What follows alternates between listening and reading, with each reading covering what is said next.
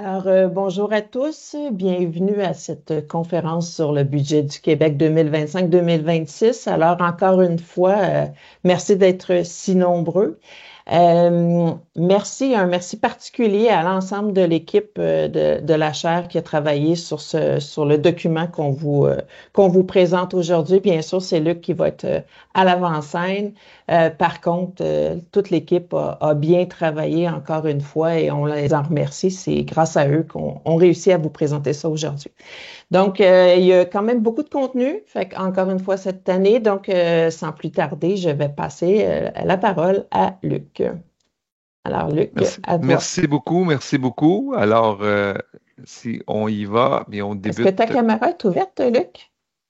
Oui, OK, bon, moi, je te vois pas. C'est pas ben, on grave. va remédier à ça. Tu me vois Bon, pas? je vois bien la présentation, par exemple.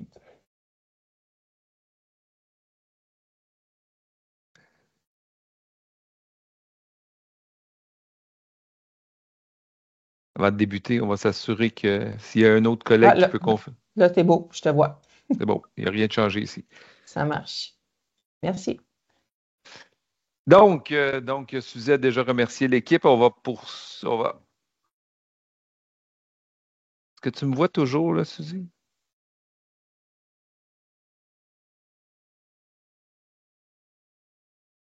On y va. Donc, on va passer le contenu, on va parler un peu de perspective économique, on va regarder les mesures, l'état des finances publiques, les conséquences en tout cas, ou en lien avec le budget et les éléments de finances publiques.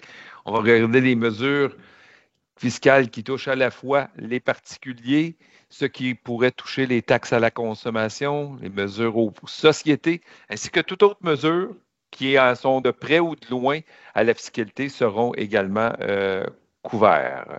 Donc, sans plus tarder, on regarde un peu les éléments de nature économique. Et C'est beau, Luc. Il y a des petits coquilles avec certaines personnes, mais la majorité des gens voient la présentation. Fait qu'en effet, ceux qui la voient pas, je vous suggère de vous déconnecter et de vous reconnecter. Ça devrait régler la problématique. parfait, merci. Excuse-moi. Alors, si on regarde du côté de la croissance économique, donc les perspectives sont les suivantes. Là, on a une croissance économique qui est plus faible en 2025 que nous avions observé en 2024, mais on voit que par la suite, là, 2026 devrait nous donner des perspectives de croissance à peu près similaires à ce que nous avons connu en 2024, et les années suivantes seraient un peu plus élevées. Donc, ça, c'est le PIB réel. Si on regardait le PIB nominal, on serait autour, là, pour les années 25 et 26, autour de 3,4 de croissance du PIB nominal. Donc, ça veut dire que ça inclut l'inflation, mais c'est sur cette base-là que les recettes fiscales ont tendance à croître. Si on regarde du côté des perspectives économiques, ben d'abord, on peut voir entre le budget de l'année passée, la mise à jour économique et le budget présenté hier. Pour l'année 2024, la croissance a été revue à la hausse. On parlait de 0,6 de croissance du PIB réel à 1,2 et pour finir hier avec l'annonce de 1,4. Pour l'année 24, c'est exactement ce qui se passe. Pour l'année 25, pour l'année 26, vous voyez que c'est le contraire. Il y a un an, on était plus optimiste en matière de croissance du PIB réel. À l'automne, on l'était un petit peu moins. Et finalement, les données qui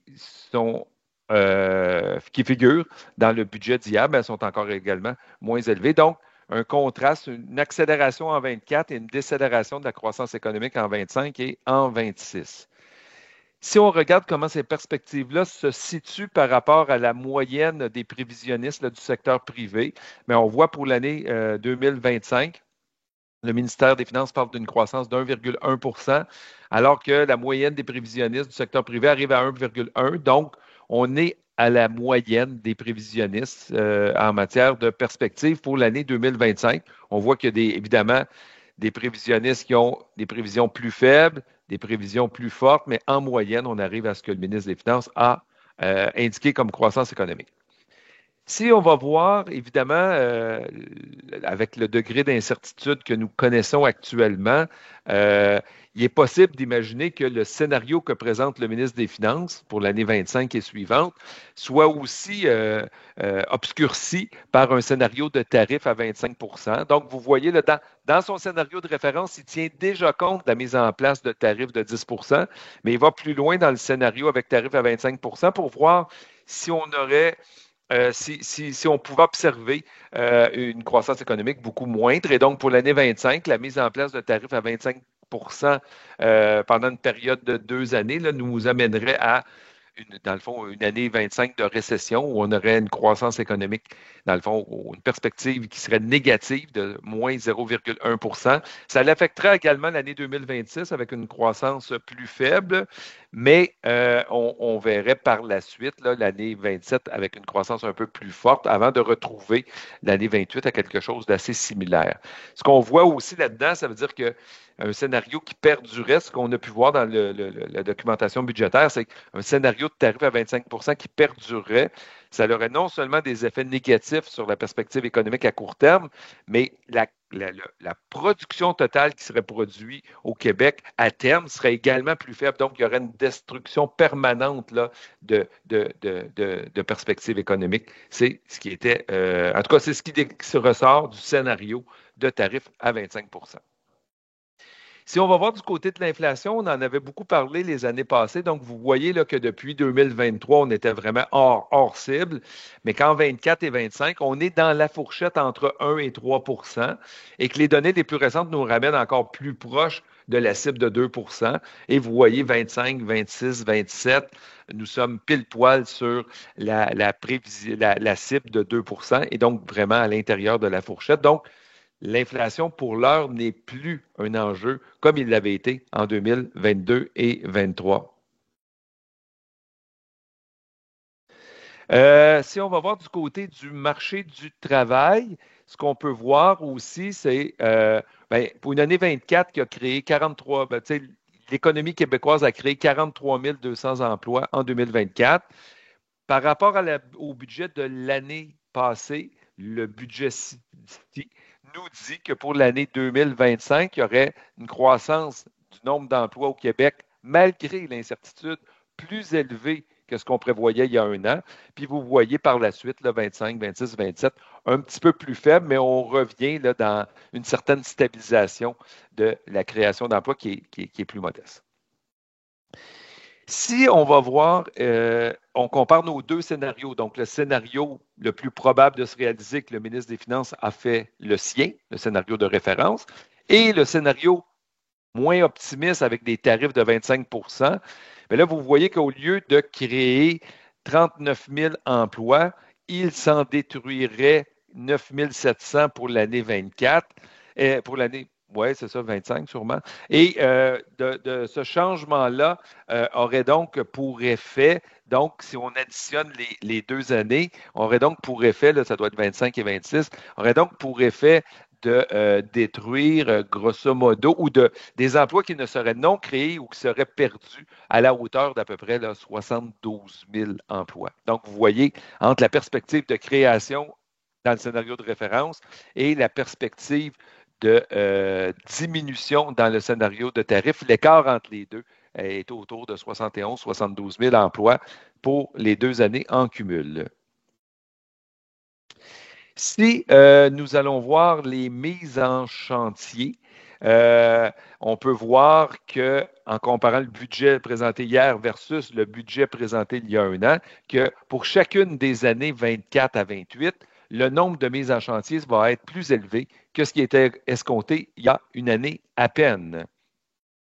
Si nous allons voir du côté des exportations, considérant que avec l'incertitude et la guerre commerciale, mais là, on peut voir que pour l'année 25, il y a croissance des exportations, mais la croissance est beaucoup plus modeste dans les prévisions que ce qu'il y avait il y a un an. Puis, on peut le voir aussi pour l'année 26 27, aussi plus modestement, où la croissance des exportations serait révisée, dans le fond, à la baisse. Ça ferait le tour des perspectives économiques. J'aborderai maintenant les perspectives de finances publiques. Donc, allons voir comment tout ça se répercute euh, dans les finances publiques. Bon, on ne peut pas passer à côté du déficit. Donc, la loi sur l'équilibre budgétaire rappelle, il y a une nouvelle loi qui a été votée en décembre 2023. Donc, il y a à peu près 18 mois à peine, même pas 18 mois, nouvelle loi qui a été votée, ce qui a permis au ministre des Finances de présenter un nouveau plan de retour à l'équilibre budgétaire, qu'il devait présenter un nouveau plan hier, ce qu'il a fait, parce qu'il avait déjà présenté un plan en mars 2023, mais comme il avait modernisé la loi, l'interprétation que le ministère des Finances en a fait, c'est que la loi étant modifiée, le plan tombait, et donc on en présente un nouveau 2 ans plus tard. Donc, on le présente en mars 2025, présenté hier. Ce plan doit prévoir un retour à l'équilibre budgétaire en 29-30. On va voir dans quelques instants. On peut dire qu'il y aura ça. Des déficits décroissants, il y aura ça. Et pour l'année 28-29, le déficit ne doit pas excéder 1,5 milliard. On va voir si tout ça est là. Mais dans la nouvelle loi, ce qu'on voit, c'est qu'il y a une nouvelle condition qui dit si les conditions se détériorent, le ministre des Finances peut présenter un nouveau plan.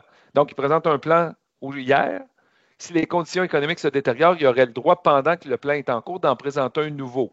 Indirectement, s'il présente un plan l'année prochaine, il y a un autre. Le délai, ça veut dire que le retour à l'équilibre budgétaire serait reporté d'une année parce qu'on serait une année plus tard dans un plan de 5 ans.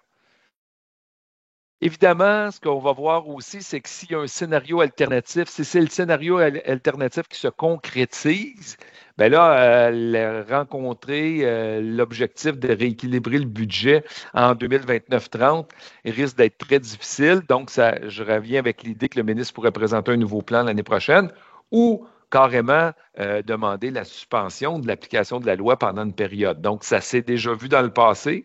La modernisation de la loi devait empêcher la suspension, mais hier, on a quand même vu ça dans la quantité phénoménale de pages. Là, ici, là, si on va dans la section F, je crois, là, on arrivait et on voyait que le ministre évoquait, si le scénario alternatif se concrétisait avec des tarifs, qu'il n'aurait peut-être d'autre choix que de suspendre la loi.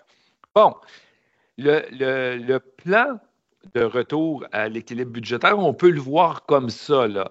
Donc, un déficit cette année de 13,7 milliards pour l'année qui va débuter au 1er avril, au sens de la loi sur l'équilibre budgétaire. Donc, après versement au Fonds des générations, on sera un déficit de 13,7. L'année passée, on parlait d'un déficit de 11 pour l'année 24-25. Finalement, on prévoit un 10,4. Donc, tantôt, je vous ai montré des perspectives de croissance économique plus fortes en 2024.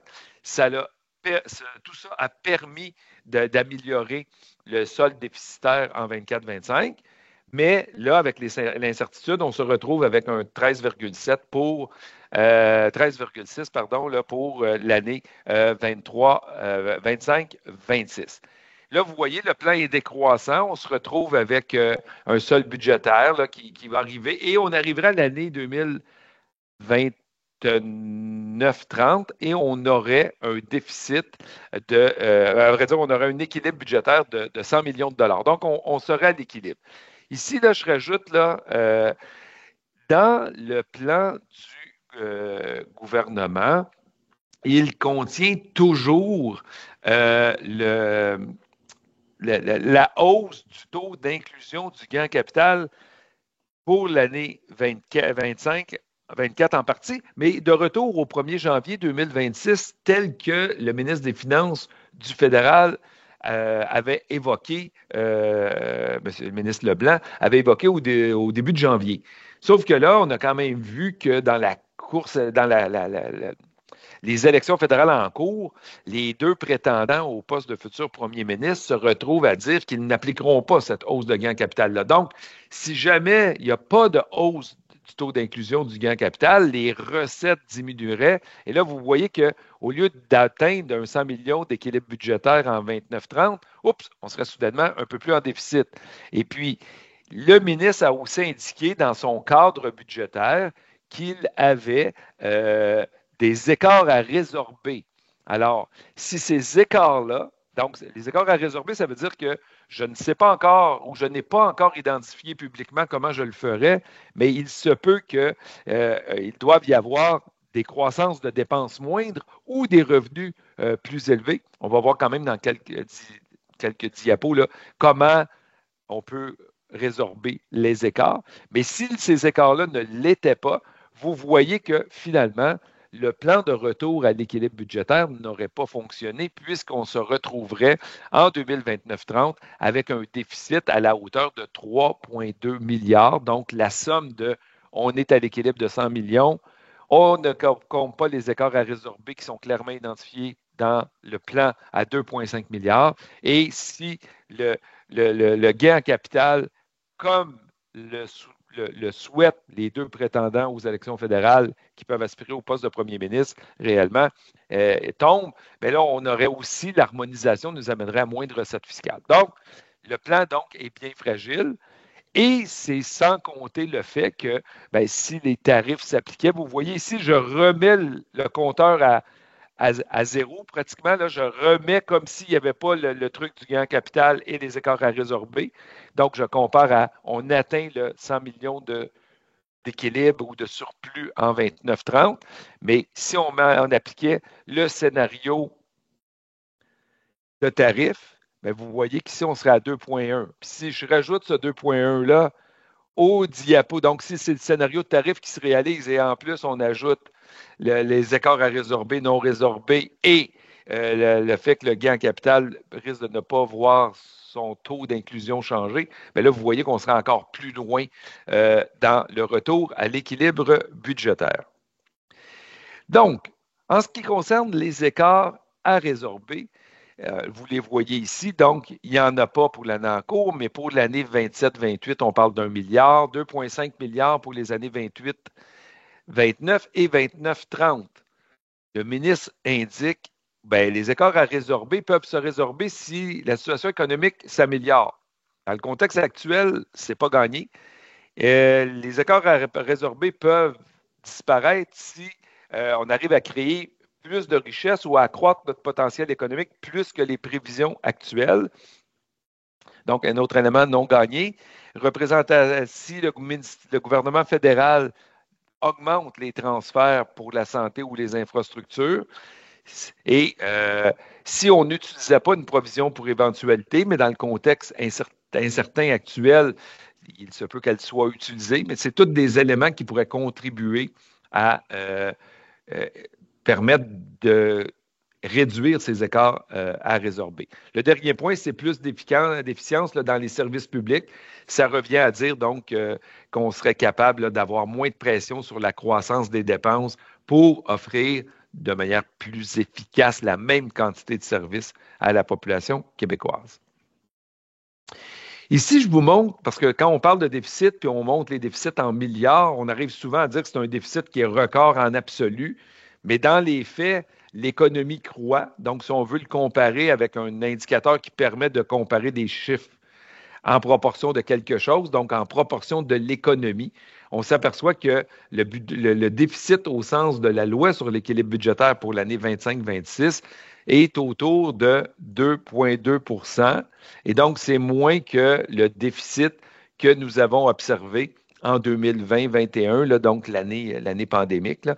Donc, mais vous voyez que c'est quand même des déficits importants qu'on n'avait pas observés là, dans les années précédentes. Et vous voyez quand même aussi la rapidité ici là, de la pente, là, la prononciation de la pente pour retrouver l'équilibre budgétaire. Donc, ça montre, dans le fond, c'est ça le plan de retour à l'équilibre. C'est tout le défi d'être à l'équilibre en 29-30. Ici, je vais juste prendre quelques secondes là, pour vous dire comment se compare notre solde déficitaire en proportion de l'économie québécoise par rapport à celui qu'on peut observer dans les autres provinces canadiennes. Ce n'est pas toutes les provinces qui ont présenté déjà leur budget. Là, donc, on a pris pour l'année 24-25 les données les plus récentes. Lorsqu'il y avait un budget qui était présenté, on en a tenu compte, comme celui du Québec. Donc, pour l'année 24-25, en proportion du PIB, on a un déficit de 1,3 au sens des comptes publics, mais de 1,7 lorsqu'on ajoute les versements au fonds des générations et écart à résorber. Et donc, vous voyez, c'est là que nous sommes.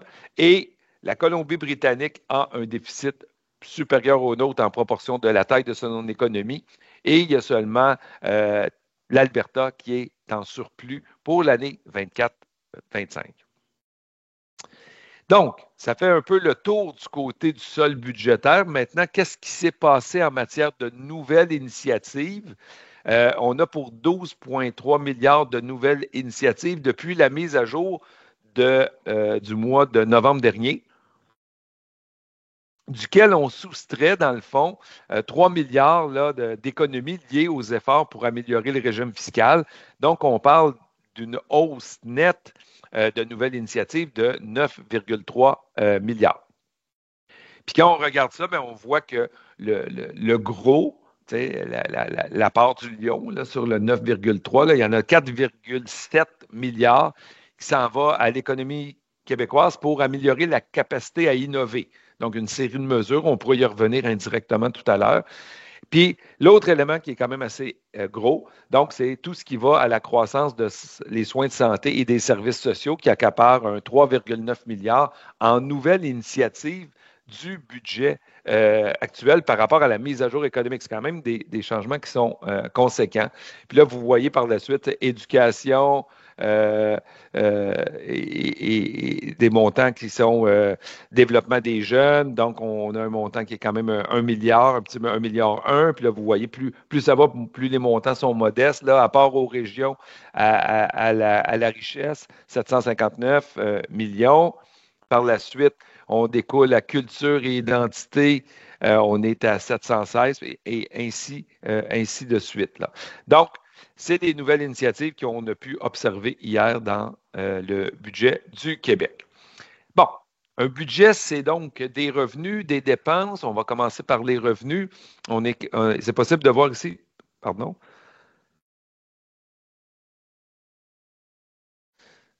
Bon, donc la croissance des revenus autonomes. On voit que les revenus autonomes en milliards augmentent. Ils augmentent à 3,5 là, durant la période. Et vous voyez, les transferts fédéraux, eux, augmentent un peu moins, donc de 25-26 par rapport à 24-25, il n'y a pas d'augmentation. Par la suite, il y a des augmentations un peu plus marquées. Et donc, on a pour l'ensemble de la période des croissances des transferts fédéraux qui est plus à la hauteur de 1,6 Donc, ça, c'est du côté des revenus. Les revenus, ici, on peut voir aussi nos prévisions. Donc, si on regarde les prévisions de croissance du budget de l'année passée par rapport au budget qui a été présenté hier, bien, on peut voir que les taux de croissance pour les revenus autonomes, la croissance a été beaucoup plus forte pour l'année 24-25 qu'anticipé. Donc, ça découle aussi de la perspective économique qui ont été plus fortes, qui ont été revues à la hausse, comme je vous le signalais. Et par la suite, on voit que donc, pour l'année 25-26, des croissances, considérant que l'année 24-25 a cru beaucoup, l'année 25-26 va croître beaucoup moins. Et par la suite, pour les années 26, 27 et 28, les révisions de croissance des revenus sont plus élevées que ce qui avait été escompté dans le budget de l'année dernière. Si on prend ça impôt par impôt, là, mais très rapidement, on peut voir impôt sur le revenu des particuliers, donc dont la croissance en moyenne est de 3,9 sur la période. Ça reflète notamment la hausse des salaires que les gens vont connaître durant cette période-là. Si on va au revenu des taxes à la consommation, on peut dire que c'est similaire à la croissance du PIB. Et si on va du côté des impôts des sociétés, bien, la croissance est quant à elle un peu plus faible. Elle est de 2,6 sur la période analysée. Donc, les assiettes ont tendance à croître à des rythmes, pardon, à des rythmes un peu différents. Je vous ai parlé pas plus tôt qu'il y a 2 diapos de la croissance des transferts fédéraux. Ici, ce qu'on peut voir, c'est que les transferts fédéraux pris globalement croissent, mais il y a des transferts qui croissent moins vite que d'autres. Donc, si on voit les transferts pour les programmes sociaux, on parle plutôt de décroissance durant une certaine période. Là. Donc, on voit qu'on n'observe pas la croissance. Alors que le transfert pour la santé, donc un peu moins là, pour les programmes sociaux, c'est une croissance négative de 1,5%, alors que le transfert pour la santé est en croissance moyenne de 2,9%. Puis si on regarde le poste autre, le poste donc en rouge en haut, là, ici, donc, lui, vous voyez qu'en milliards, il est en décroissance. C'est parce qu'à la fin de la période, là, on a moins d'autres transferts qui avaient été prévus, là, donc des transferts qui étaient non récurrents sur l'ensemble de la période, donc qu'on finit par être non versés pour les années un peu plus loin dans l'analyse. Donc, c'est ce qui fait que les transferts fédéraux, lorsqu'on les totalise, il y a une croissance qui est quand même plus modeste que nos revenus autonomes. J'irai voir maintenant du côté des dépenses de portefeuille. Donc, du côté des dépenses de portefeuille, encore une fois, dans le graphique ici, on peut voir qu'il y a croissance. Donc, de 153 à 156 à 160 à 162, 164. Ici, on voit que la croissance est un peu plus modeste, jusqu'à 167 milliards en 2029-30. Ici, de l'autre côté, on regarde non pas en milliards, mais on regarde en pourcentage. On voit qu'encore une fois, même si l'année 2024-25, plusieurs ont dit le gouvernement fait des coupes, mais quand on totalise toutes les dépenses que le gouvernement du Québec a faites dans ses dépenses de portefeuille, c'est une croissance de 8,4 %, alors que dans le budget de l'année passée, la croissance avait été prévue pour la même année à 6,5 %. Donc, on a dépensé plus que prévu pour l'année 24-25. Conséquemment, la croissance va être plus modeste pour l'année 25-26. Ici, je sais que le ministre aime bien ça là, quand on fait des ajustements là, en disant oui, mais dans le 8,6, il y a des dépenses non récurrentes. Donc, si on regarde seulement la croissance des dépenses récurrentes pour l'année 25-26, le total des dépenses de portefeuille aurait une croissance de 3 %, 2,4 % pour 26-27. Et là, vous voyez les années plus difficiles, 27-28, 28-29, on aurait une croissance plus faible que ce qu'on projetait l'année passée, autour de 1,5 pour l'année 27 et 1,1 pour l'année 28. Si on décortique ces dépenses, ces croissances-là de dépenses, donc le 3 % ajusté pour l'année 25-26, si on le décortique par ministère ou par portefeuille, on pourrait voir que la santé et services sociaux aura 3,1 %, donc ajusté là, pour les éléments sans récurrence. L'éducation s'en va à 4,8 %, l'enseignement supérieur à 2,3 % et les autres portefeuilles à 2,4 %. Si on s'en va du côté de l'année 26-27, là, vous voyez qu'on a une croissance qui est plus modeste, santé 2 %, éducation 2 %, enseignement supérieur, croissance négative. Et c'est la somme des autres portefeuilles qui a une croissance un peu plus élevée pour une croissance globale de l'ensemble des portefeuilles de 2,4 %. Dans les deux cas, tant pour l'année 25-26 que 26-27, la croissance des dépenses de portefeuille est inférieure à la croissance du PIB. C'est la manière du ministre de ramener le poids des dépenses en proportion du PIB plus faible pour apparier les revenus de l'État.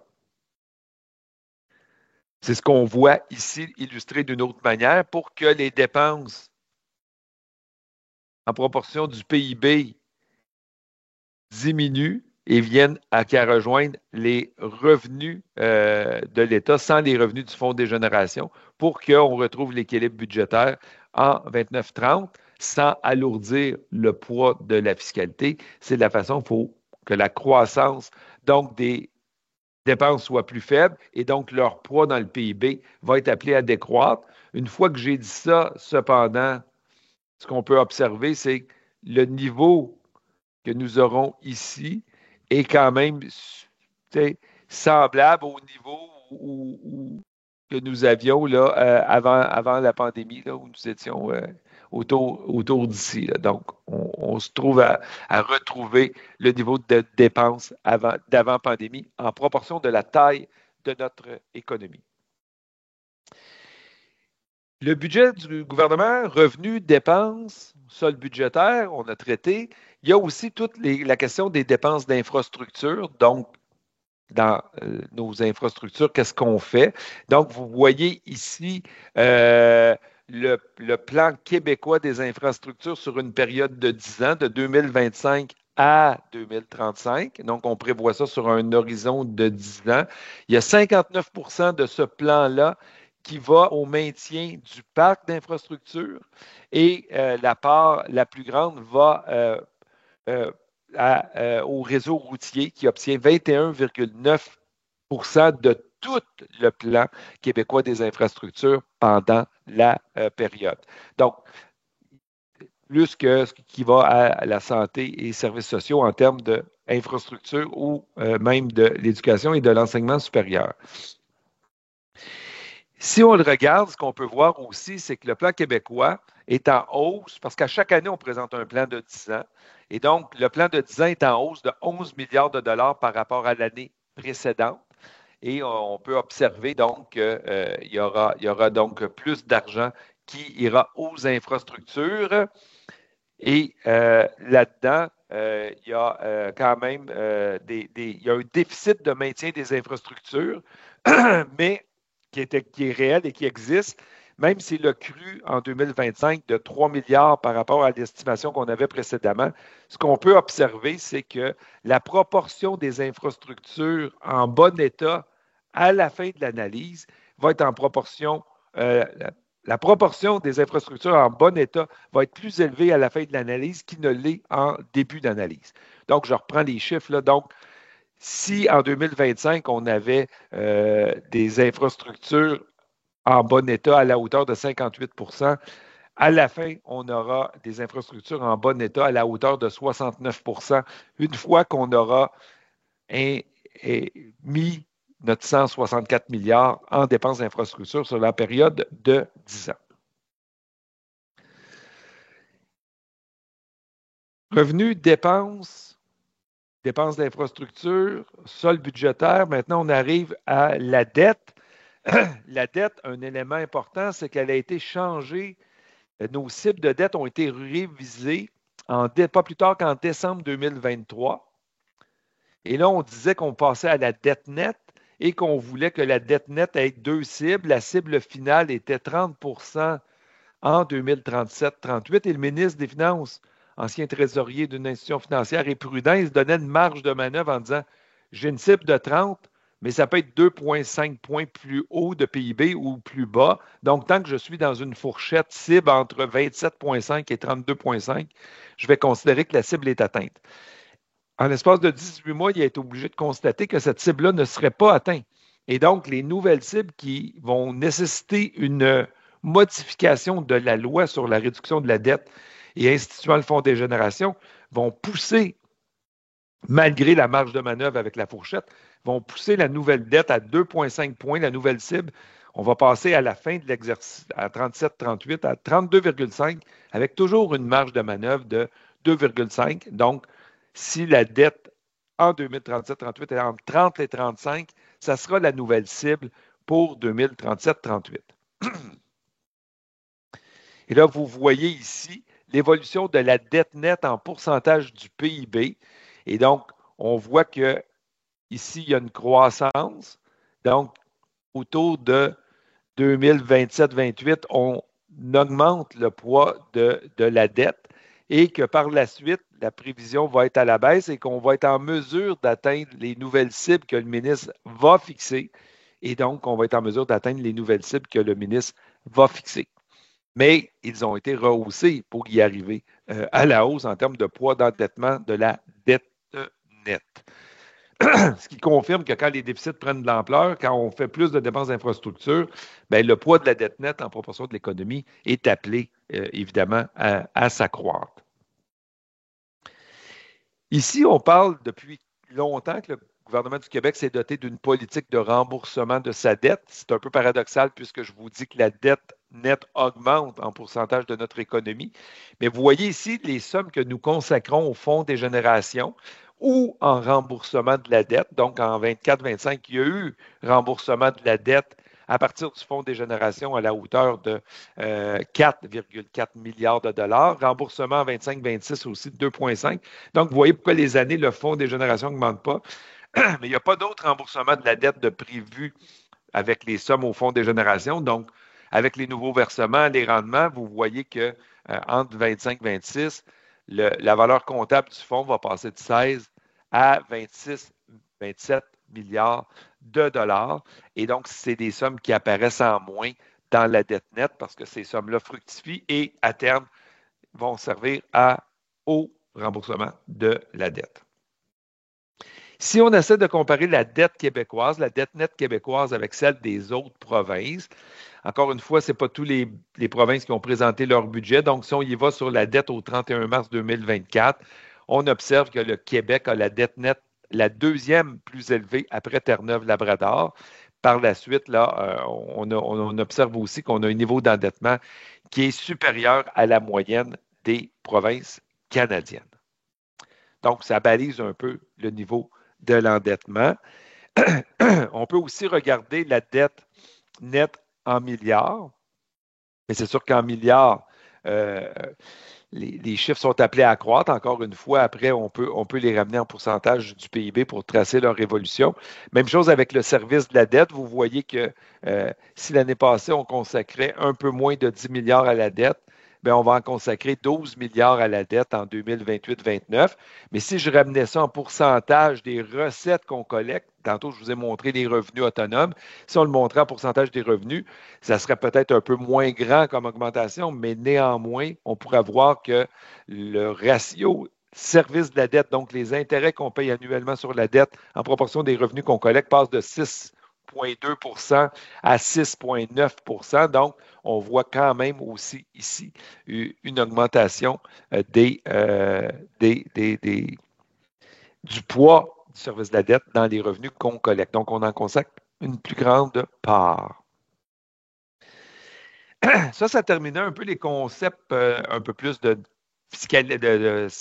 finances publiques, après avoir traité les concepts un peu plus économiques. On arriverait maintenant à la fiscalité. Et donc, on commencerait par la fiscalité des particuliers. Donc, le ministre, l'année passée, à la lumière de son budget, avait dit, je vais procéder à un examen des dépenses fiscales. Alors, voici le fruit de l'examen des dépenses fiscales pour les mesures aux particuliers dans le budget. Il y en a déjà eu une mesure qui avait été modifiée à la mise à jour économique, le crédit pour prolongation de carrière. Là, on s'en va au budget. 2 bonifications, 4 resserrements, 2 transformations de déduction en crédit et 10 abolitions. C'est ce qu'on va revoir un peu au fil de la présentation. Si on s'en va du côté des 2 bonifications, il y a une mesure qui concerne quand même peu de situations de ménage. Donc, l'allocation famille va être bonifiée, mais pour les parents endeuillés. Donc, la période où on va continuer de recevoir le versement d'allocation famille après le décès de l'enfant, la période va être allongée à 12 mois à partir du 1er juillet 2025. Donc, il y a un coût financier, mais il est quand même assez ciblé sur les familles dont les enfants décèdent et reçoivent l'allocation famille. Du côté capital régional coopératif Desjardins, donc, il y a eu des changements également. Donc, une nouvelle catégorie d'actions, détention maximale 10 ans, réduction du taux de 30 à 25. Il y a un plafond à vie par contribuable. On ne peut pas mettre plus que 45 000 à vie dans les actions de capital régional coopératif Desjardins. Et malgré tout, ça n'a pas des économies, ça a un coût. Donc, parce qu'on va permettre à Capital Régional Coopératif Desjardins d'émettre plus d'actions annuellement, donc pour plus de Québécois puissent en bénéficier. Donc, plus d'actions, mais des resserrements à certains paramètres, ça coûte néanmoins 48,5 millions sur 5 ans. Ça, il s'agit ici des 2 bonifications. Si on regarde les resserrements, on peut penser au resserrement pour le crédit frais de garde.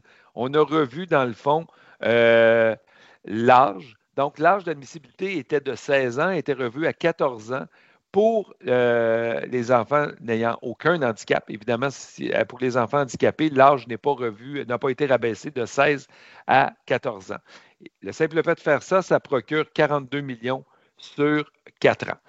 En ce qui concerne les frais médicaux, et là, on a revu un peu les praticiens qui ont ou n'ont pas un ordre professionnel.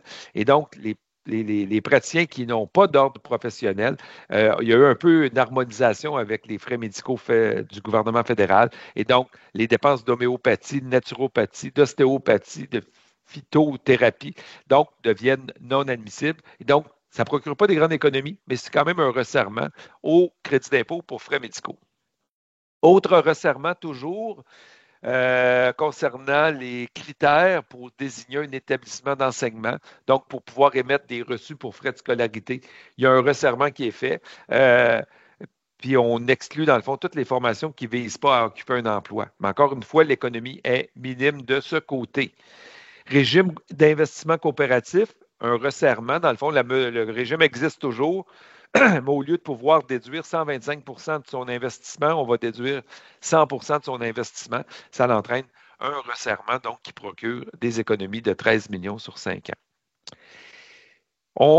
Outre bonification, resserrement, il y a aussi 2 crédits qu'on pourrait rentrer dans les resserrements. On les a mis dans les transformations. Donc, 2 déductions qui sont converties en crédits d'impôt non remboursables. Donc, la déduction relative aux résidences d'un membre du clergé, on comprend que ça concerne moins de monde aujourd'hui que par le passé, mais la déduction est convertie en crédit d'impôt. Et il y a une autre déduction pour l'aide financière accordée pour le paiement de frais de scolarité pour la formation de base des adultes. Encore une fois, cette déduction-là est transférée en crédit d'impôt non remboursable. Là, vous pouvez voir les économies pour la résidence d'un membre du clergé. On parle de 3 millions sur 4 ans et l'autre, on parle de 1 demi-million sur 4 ans pour la déduction. Donc, je nomme beaucoup de mesures, mais ce n'est pas tout le temps des mesures qui ont un coût très significatif. On va aller maintenant voir les abolitions. On va peut-être aborder l'abolition qui est la plus significative en termes de manque à gagner puis en termes de bénéficiaires. Le bouclier fiscal qui est tanné de la commission d'examen sur la fiscalité québécoise en 2015, ben, va cesser d'exister dès l'année d'imposition 2026. Donc, même si c'était une volonté d'inciter au travail, le gouvernement est venu à la conclusion qu'elle était mal comprise, la mesure, qu'elle était complexe et il justifie ainsi son abolition. Donc, on aurait pu prendre un scénario inverse et dire on va la bonifier puis on va mieux l'expliquer. Là, on l'abolit. Donc, on parle de 139 millions sur 4 ans. Et on parle de 140 000 bénéficiaires qui étaient touchés. Et donc, une perte d'économie moyenne pour eux là, de 244 qui a été calculée par le ministère des Finances. Les autres abolitions, bien là, vous le voyez, il y en a plusieurs. Donc, chercheurs étrangers, experts étrangers, spécialistes étrangers dans une nouvelle société de services financiers, abolition du congé fiscal pour le marin québécois, abolition du crédit d'impôt pour la contribution politique, on est au monde municipal, donc le mécénat culturel, on abolit le crédit d'impôt, l'étalement de revenus pour les artistes, on abolit déduction rente, etc. Déduction additionnelle pour les actions accréditées, il y en avait 2, sont abolies.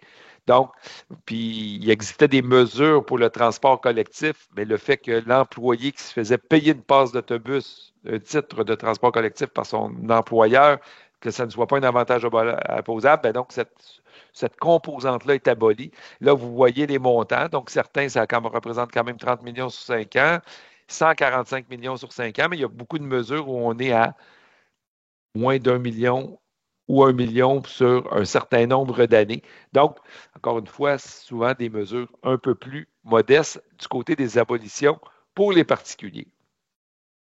On va du côté des taxes à la consommation. Donc, taxe à la consommation, le changement, c'est la taxe sur les primes d'assurance. On uniformise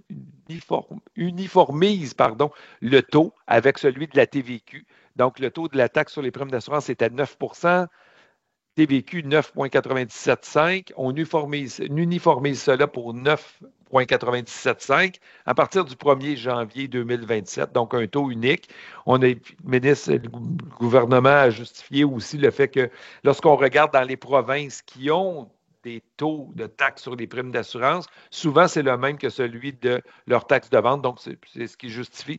Et là, ici, vous voyez, même s'il n'y a pas de changement ailleurs pas de nouvelles choses qui n'étaient pas taxables qui le deviennent. Simplement, l'ajustement du taux de 9 à 9,97,5, ça procure 1 milliard sur 4 ans. On s'en va du côté des mesures qui touchent davantage les sociétés. Donc, on arrive dans le dernier bout des modifications fiscales. Il y avait des mesures en termes d'amortissement accéléré. Là, on pourrait dire, oui, mais c'est des mesures qui existent déjà depuis l'automne 2018 pour réagir au premier mandat de Donald Trump. Le fédéral avait fait des annonces. Le gouvernement du Québec s'est harmonisé à l'annonce fédérale. Ces mesures-là devaient prendre fin progressivement. Dans la mise à jour économique de l'automne dernier, le gouvernement fédéral a dit devant l'élection de deuxième mandat de Donald Trump, on va remettre ces mesures-là en place pour les 5 prochaines années. Le problème, c'est que le gouvernement fédéral n'a jamais eu de proposition législative sur l'énoncé économique. Le gouvernement a été prorogé avant, mais le gouvernement du Québec annonce déjà son intention de s'harmoniser quand le fédéral va mettre en place les mesures d'amortissement accéléré. Et donc, c'est une annonce qui est quand même significative en termes d'harmonisation, en termes d'effet sur la compétitivité des entreprises. Autre changement quand même assez important et existe depuis une trentaine d'années passées, le crédit d'impôt à la recherche et développement. Et là, on abolit 5 mesures qu'on justifie pour mettre en place une seule autre mesure qui va devenir, donc, au lieu d'avoir un crédit recherche et développement, on va avoir un crédit d'impôt pour la recherche, l'innovation et la commercialisation. Et on finance ça en abolissant le crédit R&D, en abolissant le crédit pour services d'adaptation technologique, crédit design, crédit chercheur étranger, crédit expert. Et donc, on met tout ça en place. On souhaite un régime plus simple, mais malgré tout, on ajoute de l'argent avec un crédit CRIC qui est plus important que la somme de l'abolition des 5 mesures dont je viens de parler. Donc, sans trop rentrer dans les détails, c'est un régime qui est quand même nouveau. On élargit les dépenses admissibles. Donc, au lieu que ce soit uniquement des salaires de R&D, on ajoute des immobilisations pour des activités de R&D et de pré-commercialisation. Puis on ajoute des dépenses de pré-commercialisation qui comprennent des essais, des validations technologiques, des études, du design, etc.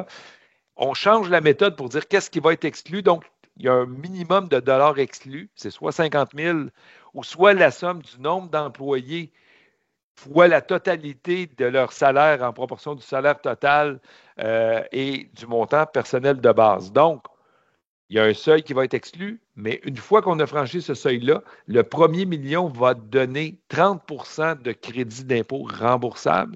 Et passer ce million-là, ça va être 20 % de toutes les dépenses admissibles. Donc, une base de dépenses plus large, un seuil d'exclusion qui pourrait être plus important, par la suite des taux qui sont généralement plus importants. On arrête de faire la distinction entre les petites et les grandes sociétés de manière spécifique avec un critère qui serait la taille, par exemple, des actifs. Il n'y a plus de seuil comme ça. Et ça débute aujourd'hui. Donc, pour les années d'imposition des sociétés qui vont débuter après le budget. Donc, ça débute aujourd'hui, mais il faudrait une société dont son année d'imposition débute aujourd'hui, mais pour toutes les autres, progressivement, quand on va débuter les nouvelles années d'imposition, les gens vont pouvoir devenir admissibles à ça. Évidemment, on a tout fait le corollaire pour que ça soit adapté dans d'autres mesures fiscales. Puis là, vous voyez, même si on a aboli 5 mesures, il y a quand même un coût net à ce nouveau crédit d'impôt recherche, innovation, commercialisation de 271 milliards sur 5 ans. On a aussi modernisé le crédit d'impôt pour le développement des affaires électroniques. On l'avait modifié récemment là, au cours des 2 derniers budgets. On revient quand même ici. On veut le recentrer sur l'intégration donc significative de fonctions d'intelligence artificielle dans pour bénéficier du crédit.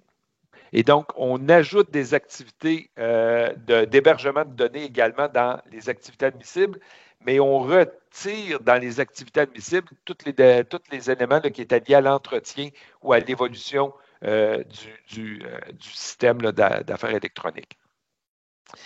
L'année d'imposition, ça va débuter au 1er janvier 2026, mais les entreprises qui n'étaient pas admissibles avant, puis parce qu'il y a des nouvelles activités comme l'hébergement et les données, eux pourront faire un choix pour que ça s'applique plus rapidement.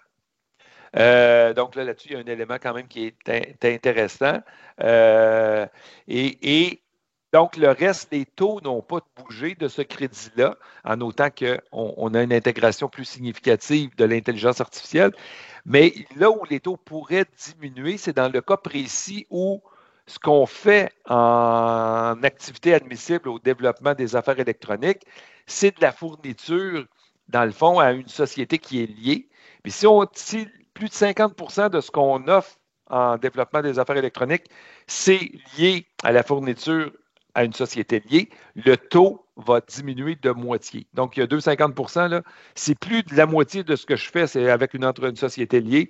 Mon taux ne serait plus, par exemple, de 30 il tomberait à 15 Et dans ce cas-là, on parle d'un resserrement là, qui va générer un demi-milliard sur les années 2027 à 2029.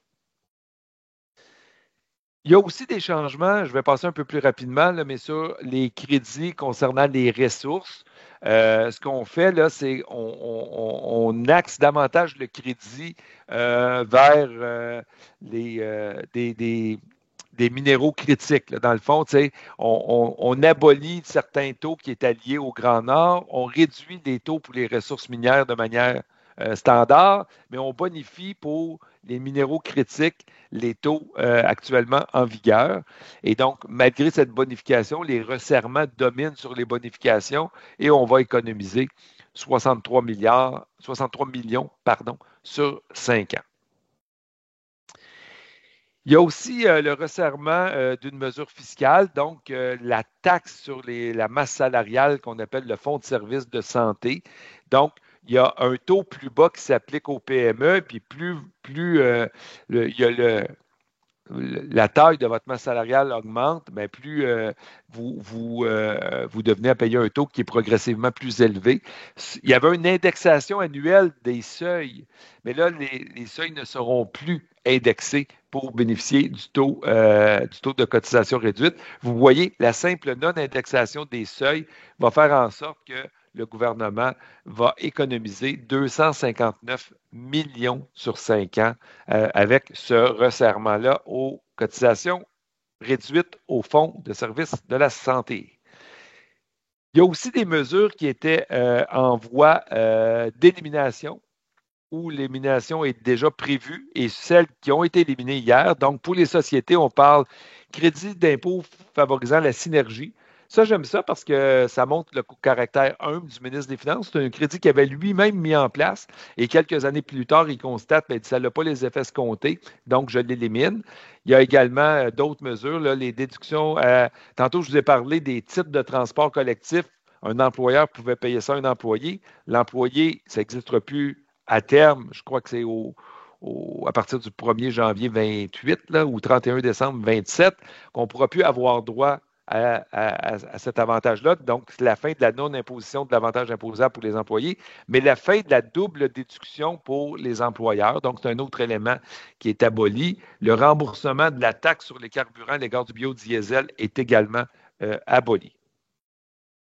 Donc, ça fait pas mal le tour des mesures aux sociétés. Il nous reste rapidement quelques autres mesures. Donc, du côté de l'administration fiscale, deux choses qu'on a pu déceler. Donc, nouvelle obligation de déclaration des biens étrangers, seuil de 100 000, formulaire additionnel, nouvelle pénalité. Donc, il y a quelque chose autour des biens étrangers là, qui a été resserré du côté du Québec. Et pour aider les entreprises là, exportatrices, là, il y a un engagement qu'on va réduire les délais de moitié là, pour donc accélérer le traitement des crédits d'impôt remboursables pour les entreprises qui exportent. Donc, ce n'est pas un avantage particulier, c'est juste que tout va être traité plus rapidement. Puis, si on sort un peu des mesures fiscales, puis on englobe un peu les mesures budgétaires, bien, l'année passée, on avait annoncé un resserrement du programme Rouler vert avec une fin en 2027. Puis là, soudainement, on avait entendu parler en décembre, janvier que le programme aurait un moratoire en février parce que les sommes étaient épuisées. Mais là, on revient avec le programme pour dire qu'il y aura vraiment une fin en 2027, mais on va réactiver à partir du 1er janvier 25. L'année 25, il va être possible pour un véhicule neuf électrique d'avoir une subvention de 4 000. Elle va tomber à 2 000 en 2026. Ça va tomber à zéro en 2027 et suivante. Premier changement, rouler vert. Deuxième changement, du côté des droits d'immatriculation, il y a des droits additionnels pour les véhicules de luxe. Le seuil pour être considéré véhicule de luxe est à une valeur du véhicule de plus de 40 000 $. On hausse ce seuil-là à 62 500 $. Donc, il y a des gens avec des véhicules qui payaient la taxe, l'immatriculation additionnelle, qui ne le payeront plus. Par contre, pour les véhicules électriques, le seuil de 40 000 était bonifié à 75 000. On enlève cette bonification-là. Donc, il y a des véhicules électriques qui vont devenir assujettis à la contribution matriculation additionnelle. On parle d'un gain de recettes de 98 millions sur 4 ans. Un dernier changement, toujours pour les véhicules électriques. Donc, on comprend assez bien que les véhicules à l'essence paient la taxe sur le carburant. Les véhicules électriques utilisent les routes, mais ne paient pas la même quantum ou aucunement les taxes sur les carburants, selon qu'on ça soit électrique, plein ou hybride. Et là, on va ajouter, à partir du 1er janvier 2027, un 125 $ de contribution annuelle pour les véhicules électriques. Et le montant de 125 $ est diminué de moitié à 62,50 $ pour les véhicules hybrides rechargeables. On parle néanmoins de recettes de 455 millions sur 4 ans, ce changement-là. Et le seuil et le montant, 125 000 et 62 500, va être indexé annuellement. Donc, c'est ce qui est indiqué au budget. Ce qui nous amène à conclure la présentation. On va maintenant pouvoir passer à la période de questions. Pendant que Suzy prend le relais, peut-être juste présenter que j'ai le privilège avec Emna Braham de l'Institut.